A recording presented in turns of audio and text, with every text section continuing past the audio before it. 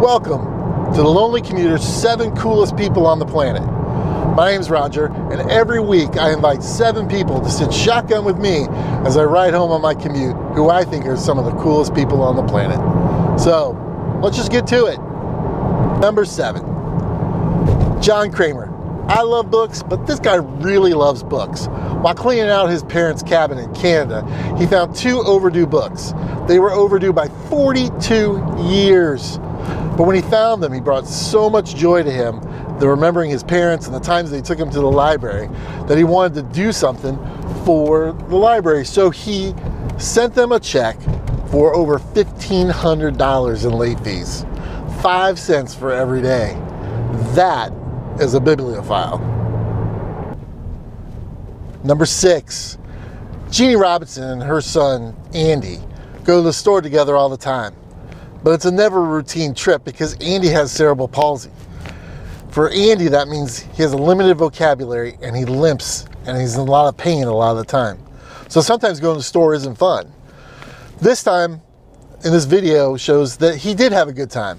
Part of it was because he asked his mom if he could load the groceries out of the cart and onto the track. She said yes, and he was having such a good time that when Shailene, the clerk at the grocery store, noticed it, she asked Andy if he wanted to scan the groceries, and he had a blast. Shows that it doesn't take a whole lot to be kind to other people, regardless if they're like you or not. Number 5, Pope Francis.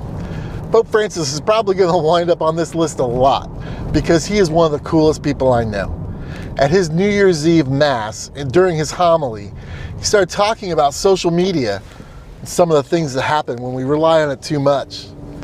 Let me get this quote right. He says, social media is cauterizing our hearts and making us lose the capacity for tenderness and wonder, for pity, and for compassion. Now, I'm not somebody that thinks that social media is horrible. Heck, I'm on YouTube right now, right? And so is he. He's on Twitter and everywhere else. But I think what Pope Francis is really saying is that when we don't have physical contact, when we're not with each other directly, that our hearts can get hardened by for other people. And social media is a powerful tool, and it can be used for a lot of good. One of the good things is it can bring people together and not ripping them apart. So in that spirit, I ask you to share this video with a friend and then make an appointment to have coffee with them and watch it together. Number 4, Catherine Haynes, simple Illinois high school student, heard the fact that her school over the one weekend got painted with some racial graffiti. She and her friends got together, emailed an idea to their principal, and by Monday morning, they had taken care of business. 10 of her friends sat down over the weekend and wrote out 2,500 notes of encouragement and kindness to their fellow classmates at their school on Post-it notes, and then went around the school and posted them on each and every locker in the building. Kindness and doing good, sharing joy and love is about making a decision. You can get depressed and angry and people do mean stuff. But Catherine and her friends show that it just takes a little bit of time, a little bit of effort, and you can spread good things instead of bad. Number 3 is my dad.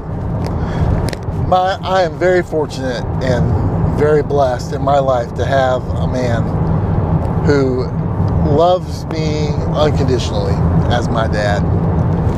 And I understand not everybody has that, and I won't put people I know on this list very often, but my dad deserves to be on here because not only did he share his love of professional wrestling with me and shared his love of music, all different types of music that I still enjoy today, but he really showed me what it means to be a man, what it means to be a father.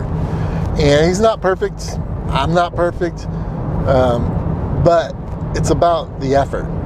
And my dad has put forth a ton of effort in my life to show me that he loves me and he cares about me and he supports me in whatever I'm doing. So this is for you, Dad. I love you.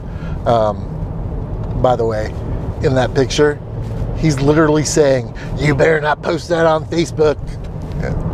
The least of his problems, right? At number 2, this kid's cool, but not just because he's wearing a Messi jersey. He's cool because at the age of 11, Davion Shields collected supplies for homeless people. He looked around his neighborhood and saw that there were a lot of people in need, and he decided to ask his principal if they could collect supplies to make care packages. They collected socks, deodorant, toothpaste, toothbrushes, all sorts of things throughout the year. And by the end of December, they were able to make 1,000 care packages for homeless people. Davion's cool because he shows us that it doesn't matter what your age is, you can always do something to help somebody else. The Boy Scouts of America, an institution that has great roots here in the United States. Boy Scouts have been around for a real long time. I was a Boy Scout. While I was there, I got to learn great skills that'll help me if there's ever a zombie apocalypse. But it also taught me that to respect my country and my flag. Taught me to understand what it meant to be an active citizen in my community. And most importantly, it taught me how to treat other people well. That's why J Parmar is our #1 coolest person on the planet this week. PJ's a scoutmaster in Colorado, and he's also a doctor. In his practice, one of the things that he does is treats a lot of urban refugees to this country. And PJ knew that those that come here, they also want to be incorporated into our story, into the American story. So PJ started this scout troop. He even started a nonprofit with a friend to help raise money so that those refugees, young people, could have just the same scouting experience as any other scout. See, PJ understands that connecting people to the American story isn't just about you go off and do your own thing, but everybody needs to be accepted in that. And the Boy Scouts don't have a great history of that. They were started in 1906, and then in 1911, the first Negro Scout Troop was formed, but it wasn't sanctioned by the national organization. And 5 years later, the first integrated Scout Troop was formed, but it wasn't until 1926 that the national organization of the Boy Scouts sanctioned its first black scouting troop.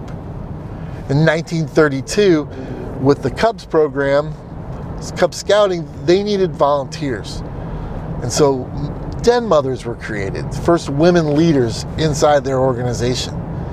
And it wasn't until 1967 that women were allowed to be leaders of other women, right? They could be den masters all of a sudden. And it wasn't until 1988 that all gender restrictions were lifted for leadership inside the Boy Scouts. So women could be scout masters and troop leaders. In 1999, the Boy Scouts nationally lost a lawsuit against them in the state of New Jersey that said that they could no longer discriminate against homosexuals. But it wasn't until 2013 that the Boy Scouts officially adopted a don't ask, don't tell policy, right? Where scouts and leaders and scouts could be gay, but you couldn't talk about it. And so it wasn't until 2015 that the Boy Scouts nationally lifted all restrictions against openly gay leaders and scouts. They still have some work to do, right? But that's a lot like America. America has been progressive over all these years, continues to grow, and sometimes it grows faster and is more progressive, and people don't like that. They don't want change. Sometimes it doesn't change fast enough for us.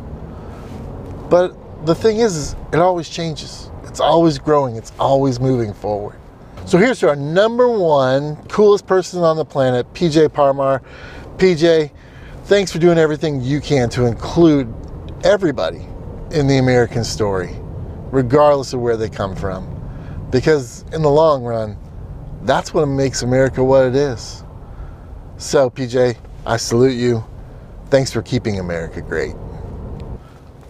Well, that's it for this week. Thanks for joining me on my ride. And remember, faith, hope, joy, love, they're just choices that we make. So let's all go out this week and make some. I'm Roger, and for the lonely commuter, this has been the 7 coolest people on the planet.